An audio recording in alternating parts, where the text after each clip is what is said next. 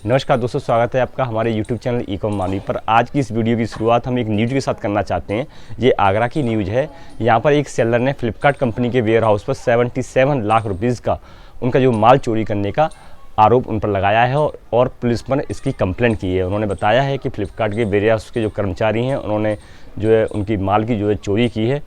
अभी दोस्तों इसमें इन्वेस्टिगेशन चल रहा है। अभी आगे पता चलेगा चोरी हुई है या नहीं हुई है, या हुई है तो किस बेस पर हुई है। ये अभी जांच का विषय है। इसमें हम आपको अपडेट जो है धीरे धीरे देते रहेंगे। लेकिन सेलर ने इसमें आरोप लगाए हैं कि दिवाली से लेकर पिछले महीने तक उन्होंने 10,000 जोड़ी जो है ऑर्डर उन्होंने शिप किए थे। लेकिन उसमें से एक महीने पहले जब उन्होंने अपने पोर्टल पर चेक किया तो उनको वापसी में रिटर्न्स पे जो ऑर्डर आते हैं वहाँ पर 6,000 ऑर्डर शो हो रहे थे। लेकिन जब इसकी जानकारी लेने वो वेयर हाउस पहुँचे तो वहाँ पर इसका कोई संतोषजनक जवाब नहीं मिला। उन्होंने बताया कि हमारे पास आपके कोई भी जोड़ी यहाँ पर नहीं है रिटर्न्स में।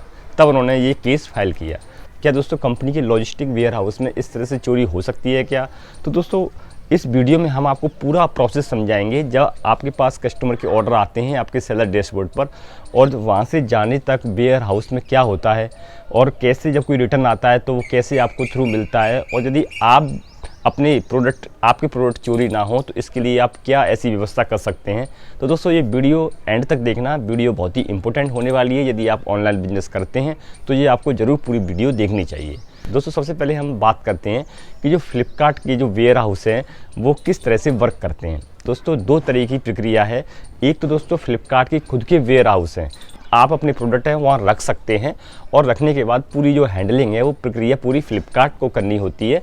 आप बस उसकी ट्रैकिंग जो है घर से कर सकते हैं। लेकिन इसमें दिक्कत ये आती है कि बहुत सारे सेलरों को जब उनकी इन्वेंट्री आउट ऑफ स्टॉक हो जाती है उनके वेयर हाउस में, तो फिर वहाँ पर क्या है बार बार इन्वेंट्री भिजवानी पड़ती है, कागजी कार्रवाई बहुत ज़्यादा होती है। तो लोग सेलर क्या करते हैं कि भाई जो फ्लिपकार्ट कंपनी है वो क्या करती है कि आप अपना खुद का लोकल में ही अपने घर में ही या अपने घर के आसपास अपना वेयर हाउस खुद बना लो, और आप फिर आपके पास जो ऑर्डर आते हैं वो आप ऑर्डर उन्हें डेली निकालो, शिप करो, और कंपनी की जो लॉजिस्टिक कंपनी है जो इन्होंने हायर की होती है वो आपके घर पर आएगी और आपके पिकअप को यहाँ से ले जाएगी। इसी तरह से जो सेलर हैं वो क्या करते हैं अपने घर पर ही अपना छोटा सा वेयर हाउस बना देते हैं, और वहीं से अपने प्रोडक्ट जो भी उनके पास पर डे ऑर्डर आते हैं तो उनको वो शिप करते हैं। और कंपनी के जो लॉजिस्टिक हब होते हैं हर शहर में, लॉजिस्टिक कंपनी क्या होती है, ये एक तरह की थर्ड पार्टी होती है जो फ्लिपकार्ट इनको हायर करती है।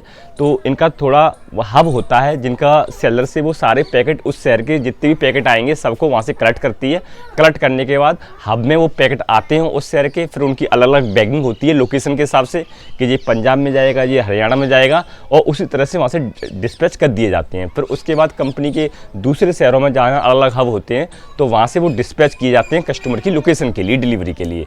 अब दोस्तों होता क्या है कि जब कोई रिटर्न्स आता है, जब कोई रिटर्न्स कस्टमर ने रिटर्न हुआ या बहुत सारे ऑर्डर कैंसिल हो गए या फिर वो डिलीवर नहीं हो पाए किसी भी कारणवश, तो वो जब रिटर्न आते हैं तो वो सबसे पहले इन्हीं हब में आते हैं। तो हब में उनको चेक किया जाता है कोई डैमेज प्रोडक्ट तो नहीं है, कोई रिटर्न्स कैसा है। तो अलग अलग सेलर के पैकेट जो अलग अलग छांटे जाते हैं, तो वो जो बंदे हैं फिर वो आपके घर पर सेलर जो हब वाले जो कर्मचारी हैं वो आएंगे और आपके घर को डिलीवर करेंगे। अब दोस्तों दिक्कत कहाँ आती है, आपका प्रोडक्ट कोई चोरी हो गया तो आप ट्रैक कैसे कर पाएंगे। ये सबसे बड़ी समस्या है। यदि कोई सेलर बहुत ज़्यादा क्वांटिटी में ऑर्डर शिप कर रहा है, उसे पर डे अच्छे खासे 1000-2000 ऑर्डर आते हैं, तो 1000-2000 ऑर्डरों को ट्रैक कर पाना बहुत ही मुश्किल काम है। तो इन सबको ट्रैकिंग करने के लिए करना क्या है, यदि आपके पैकेट चोरी होते हैं तो आप उन्हें कैसे क्रॉस वेरीफाई करेंगे। उसके लिए दोस्तों मैंने देखा है कि बहुत सारे सेलर्स हैं जब उनके पास ऑर्डर रिसीव होते हैं तो ऑर्डर रिसीव होने के बाद एक मैनिफेस्ट जनरेट होता है। मैनिफेस्ट में जितने भी, जैसे आपने आज 1000 ऑर्डर प्रोसेस किए हैं तो 1000 ऑर्डर की पूरा एक मैनिफेस्ट आएगा। उस मैनिफेस्ट को आप प्रिंट कीजिए। उस मैनिफेस्ट में 1000 ऑर्डर का ऑर्डर आईडी और हर एक की जो है डिटेल दोस्तों उसके अंदर होती है। उस मैनिफेस्ट की बेसिकली 2 कॉपी आपको निकालनी है। उस दोनों कॉपी में आपको अपनी फर्म की मोहर लगाकर, और जो डिलीवरी जो एजेंट आ रहा है जो पिकअप करने आपके यहाँ पर आ रहा है, आपको एक कॉपी में उसकी रिसीविंग लेनी है, उसके साइन लेने हैं, उसका नंबर लेना है, और दूसरी कॉपी दोस्तों उसको आपको दे देनी है। आप हर बार यदि उस मैनिफेस्ट को निकालेंगे और उस मैनिफेस्ट पर उसके कर्मचारी की आप साइन लेंगे तो ये प्रक्रिया आपको डेली बेसिस पर करनी है। अगर भविष्य में आपको लगता है कि आपके ऑर्डर जो है थोड़े रिटर्न्स कम आ रहे हैं, जितने ज़्यादा शो हो रहे हैं पोर्टल पे उसके मुकाबले, तो दोस्तों आप एक कर्मचारी हायर कर सकते हैं जो इसी काम पर हो, यानी कि जो मैनिफेस्ट आप पर डे निकाल रहे हैं और जो आपको रिटर्न्स आ रहे हैं, जब भी ये रिटर्न्स आपको डिलीवर करते हैं तो आप उसकी एक वीडियो बनाइए। जो भी ये रिटर्न्स पर डे के हिसाब से जो भी आपको डिलीवर करने वाले हैं, ये अपने साथ एक सीट लेकर आते हैं। उस सीट में हर एक ऑर्डर आईडी मेंशन होती है जो रिटर्न्स आ रहे हैं। तो वो जो सीट है ये ज़्यादातर आपको दिखाते नहीं है, तो आप क्या है, या तो उसकी फ़ोटो खींच लें। और इन लोगों के पास टाइम नहीं रहता है कि भाई हम एक एक सीट दिखाएंगे और हमें दूसरे सेलर से पिकअप करने जाना होता है, तो ऐसे तो उनका हमारा काम चल नहीं पाएगा। तो इसके लिए आप एक काम कर सकते हैं, जो भी रिटर्न्स आ रहे हैं उनकी आप एक फ़ोटो ले लें। एक कर्मचारी आप इसी काम के लिए हायर कीजिए। जब आप इतने 500-1000 ऑर्डर पर डे शिप कर रहे हैं तो ये ज़रूरी काम है। अगर आपके 10 पैकेट भी गायब हो गए तो दोस्तों आपको लॉस हो सकता है। इसलिए वो कर्मचारी का बस यही काम रहेगा, जो भी रिटर्न्स आ रहे हैं उनको मैच करना उस सीट के हिसाब से, और जो तुम्हारा जो मैनिफेस्ट आपने जो निकाला था उस मैनिफेस्ट में उसको आप मार्क कर दीजिए कि इतने इतने ऑर्डर मेरे जो रिटर्न्स हो गए, जो रिटर्न्स आ गए हैं मेरे पास, तो उसमें उसको उस सीट में मैनिफेस्ट में मार्क कर दीजिए। और यदि आपको ऐसा लगता है कि उस मैनिफेस्ट के हिसाब से बहुत सारे रिटर्न्स आपके नहीं आए हैं, और तो फिर आप उनका क्लेम कर सकते हैं कंपनी के पोर्टल के ऊपर कि भैया देखो ये मेरा मैनिफेस्ट है। आपके पास एटलीस्ट प्रूफ होगा कि बंदे के साइन होंगे, ये मैंने यहाँ से पिकअप दिए हैं और ये मेरे पास जो रिटर्न्स आए हैं, रिटर्न्स नहीं आए हैं। अगर पोर्टल पर ऐसा शो हो रहा है कि जो रिटर्न्स हैं वो डिलीवर्ड हो गए हैं, तो वो आपके मैच कर जाएंगे। आप पर डे रिटर्न्स आ रहे हैं उनको मैच कीजिए सीट के हिसाब से, और अगर उनकी ऑर्डर आईडी अगर दूसरी है, जो रिटर्न्स दिए गए हैं उसकी ऑर्डर आईडी कुछ और है, वो मैच नहीं कर रही है, तो उसका भी आप क्लेम डाल सकते हैं, कंपनी को मेल कर सकते हैं। बहुत सारे सेलर्स दोस्तों मैनिफेस्ट नहीं जनरेट करते हैं, मैनिफेस्ट नहीं निकालते हैं, और कंपनी के बंदे भी इसमें कोई रुचि नहीं लेते हैं। लेकिन कंपनी की साफ पॉलिसी है, जो भी आप चाहे आप एक ऑर्डर शिप कर रहे हैं तो उसका भी मैनिफेस्ट पे आप साइन लीजिए डिलीवरी पार्टनर का। और एक आपके पास ज़्यादा क्वांटिटी में ऑर्डर आ रहे हैं तो आप जो है इनकी क्रॉस चेकिंग ज़रूर कराइए। जो मैनिफेस्ट जो भी रिटर्न्स आ रहे हैं उनको, और जो OTC आपको आता है, एक OTP भी आता है, तो उसके और उनके पास एक सीट भी होती है, तो उनसे मैच करना चाहिए पूरा डाटा। और जो नहीं आ रहे हैं आप उनका पूरा इकट्ठा जो है एक्सेल बना के आप सीधा जो है क्लेम ठोक दीजिए कंपनी पे कि भैया ये हमारे पास रिटर्न्स नहीं आए।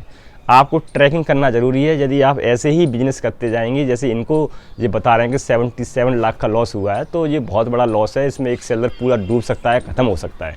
तो दोस्तों ये जो है बहुत ज़रूरी है। अमेज़ॉन का दोस्तों हिसाब किताब है वो मुझे बहुत ठीक लगता है। उनके पास जितने भी रिटर्न्स आते हैं पूरा बाकायदा उनका OTP आता है, उनका पूरा ऑनलाइन ट्रैक रिकॉर्ड है, पेपरलेस उनका काम है। और इस तरह की जो प्रक्रिया है अमेज़ॉन पर देखने को कम मिलती है, और अमेज़ॉन इस मामले में बहुत उनका सिस्टम बेहतरीन है। जबकि बाकी जो कंपनियाँ हैं इनका सिस्टम इतना इफेक्टिव नहीं है। ये इफेक्टिव करने की कोशिश कर रहे हैं, लेकिन अमेज़ॉन जो है नंबर 1 आता है इस चीज़ में। हालांकि OTP फ्लिपकार्ट का भी आता है, जो भी रिटर्न्स आते हैं फ्लिपकार्ट ने भी अब जो है OTP कंपलसरी कर दिया है, लेकिन उनका जो है अमेज़ॉन के ऊपर कोई इस तरह की दिक्कत नहीं आती है। कभी कभी जो फ्लिपकार्ट पर रिटर्न्स आते हैं उनमें भी डाटा मिसमैच देखने को मिलता है।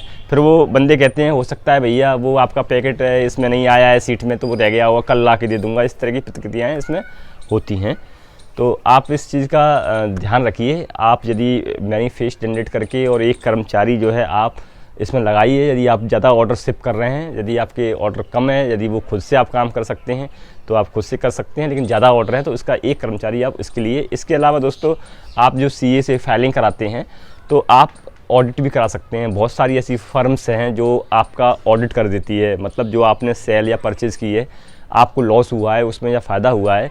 रनिंग बिजनेस में आप ऐसा नहीं लगा सकते हैं हिसाब, क्योंकि जितनी भी आपने पैकेट शिप किए हैं किसी भी टाइम ड्यूरेशन में, तो उसमें बहुत सारे ऑर्डर्स आपके ट्रांजिट में रहते हैं, कुछ आपके रिटर्न्स आने होते हैं, तो उसमें एग्जैक्ट कैलकुलेशन लगा पाना मुश्किल रहता है कि आपको लॉस में जा रहे हैं या आप प्रॉफिट में जा रहे हैं। तो लेकिन आप ऑडिट CA के थ्रू करवा सकते हैं कि आपको इन बिजनेस में लॉस तो नहीं हो रहा कहीं, वरना चपेट आपको ज़्यादा लग सकती है। दोस्तों आशा करते हैं ये वीडियो आपको समझ में आई होगी। वीडियो अच्छी लगी दोस्तों लाइक कर दीजिए। चैनल पर नए हैं तो दोस्तों चैनल को सब्सक्राइब किए बिना मत जाइए। Thank you very much.